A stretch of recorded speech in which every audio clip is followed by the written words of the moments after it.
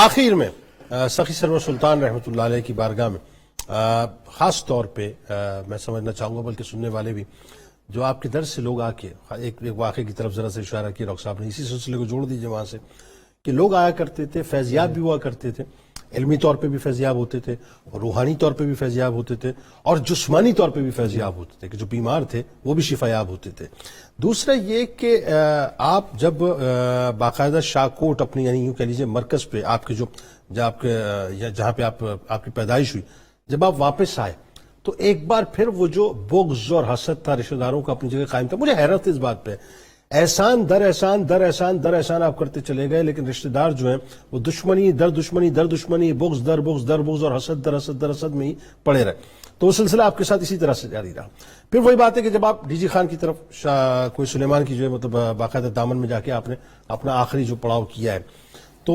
اپنی تمام جائیدادیں دے کے آپ ہجرت کر کے جاتے ہیں انہی رشتہ داروں کو، یعنی اتنا سب کچھ ہونے کے باوجود، لیکن وہی بات ہے انہی کے ہاتھوں پھر آپ شہید کرنے جاتے ہیں۔ یہ ذرا کیا منظرنامہ تو بتائیے گا جنید بھائی۔ اللہ تعالیٰ نے آپ کو اتنا فیض عطا فرمایا ہوا تھا، اتنی روحانیت تھی کہ ظاہری باطنی علوم سے تو آپ نے لوگوں کی بیماریاں ختم فرمائی، روحانی طور پر بھی آپ نے لوگوں کا علاج فرمایا۔ کسی علاقے میں وبا پھیل گئی تو وہاں آپ کا ایک مرید خاص رہتا تھا، اس نے سفر کیا اور حضرت کی بارگاہ میں حاضر ہوا تو آپ نے اپنے دسترخوان سے نمک اٹھا کے اس کو دیا، فرمایا اس کو اپنے کھانے میں شامل کر لو، اللہ تمہیں شفا عطا فرمائے۔ تو اس کے سارے گھر کو ایک چٹکی نمک نے ساری بیماری سے محفوظ رکھا۔ اللہ اکبر۔ اس میں یہ بتانا چاہوں گا کہ بسا اوقات بعض چیزوں کی طرف یہ نسبت ہو جاتی ہے کہ ان میں شفا ہے، جیسے مدینہ شریف کی مٹی کے بارے میں کہتے ہیں وہ شفا والی، لیکن مٹی کھانی درست نہیں ہے۔ اس کے لیے علماء نے یہ طریقہ کار بیان کیا ہے کہ اگر کسی کو مدینہ شریف کی مٹی ملے تو اس کو پانی میں اندر ڈال دیں، اب وہ مٹی کے نیچے بیٹھنے کا انتظار کرے، شفا پانی کے ساتھ مؤثر ہو جائے گی،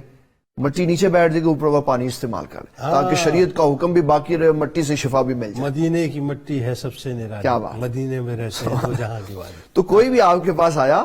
کسی بھی مرض کے لیے تو آپ نے اس کو بھرپور طریقے سے فیضیاب کیا اور اپنے اس روحانی علم سے اتنا زبردست اس کا علاج کیا کہ اس کی ساری تکالیف دور ہو گئی۔ دوسری بات، جب آپ واپسی اپنے شاہکوٹ تشریف لائے تو رشتہ داروں نے بڑا تنگ کیا۔ میں اس پہ قرآن شریف کا یہ اصول بتانا چاہتا ہوں، بڑا ضروری ہے۔ اللہ تعالیٰ جل جلالہ سورت النساء کی آیت نمبر 96-97 میں یہ بات ارشاد فرماتا ہے، ان الذین توفاہم الملائکۃ ظالمی انفسہم قالوا فیما کنتم قالوا کنا مستضعفین فی الارض قالوا الم تکن ارض اللہ واسعۃ فتہاجروا فیہا۔ جہاں آپ کے پاس کام کرنا مشکل ہو جائے نا تو اسلام کا یہ اصول ضابطہ ہے، وہاں سے ہجرت کر کے کہیں اور چلے جاؤ۔ ٹھیک ہے، زندگی ضائع نہ کرو، وقت ضائع نہ کرو، وقت اتنی جلدی سے بیت رہا ہے کہ پیچھے کچھ نہیں رہ جائے گا۔ وہاں ایک صحابی کا ذکر ہے، مسلمان ہوئے مکہ میں رہ گئے تو اللہ تعالیٰ نے اس آیت کو نازل فرمایا تو انہوں نے اپنے بیٹوں سے کہا مجھے چارپائی پر ڈال کے مکہ سے باہر نکالو، میں ہجرت کر کے جانا چاہتا ہوں، یہ تو قرآن میرے خلاف اتر گئے۔ یہاں سے نکلے، ابھی مکہ سے باہر نکلے تو روح قبض ہو گئی، مکے والے مشرک کہنے لگے منزل پہ نہیں پہنچا، تو حضور پاک صلی اللہ علیہ وسلم نے فرمایا جو مکہ سے نکل گیا مدینہ پہنچا نہیں پہنچا، وہ منزل مقصود پہ پہنچ گیا۔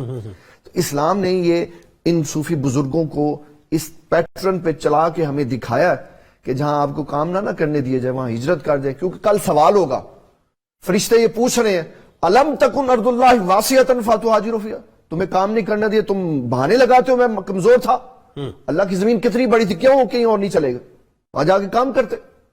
تو آپ نے رشتہ داری کے ساتھ قطع تعلق ہی نہیں کی، یہ سب سے بڑی بات۔ اولیاء اللہ قطع تعلق ہی نہیں کرتے، کوئی زیادتی کرے درگزر کرتے ہیں، برداشت کرتے ہیں، جب تک برداشت ہو اس کے بعد اس راستے سے ہجرت کر کے چلے جاتے۔ ٹھیک ہے، تو آپ کا یہ بہت بڑا کام ہے۔ پھر آپ نے جاتے ہوئے اپنا سارا کچھ ان کو دے دیا،